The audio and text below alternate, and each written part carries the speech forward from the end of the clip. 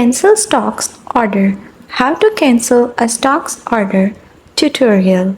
So let's get started.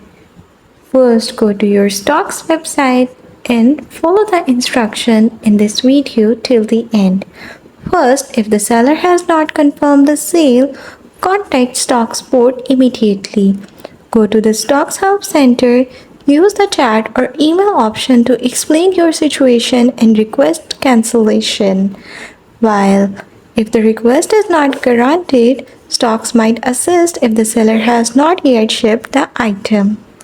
And next, you can try for delayed or failed shipments. If the seller fails to ship the item within the specified time frame, Stocks may cancel the order automatically and issue a refund. In the next option, if you made a mistake, contact support promptly for accidental purchases like wrong size, incorrect bid, reach out support immediately. Early intervention increases your chances of resolving the issue.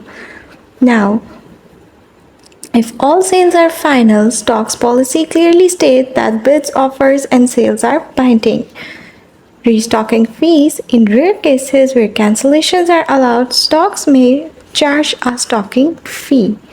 That's how you can cancel a Stocks order.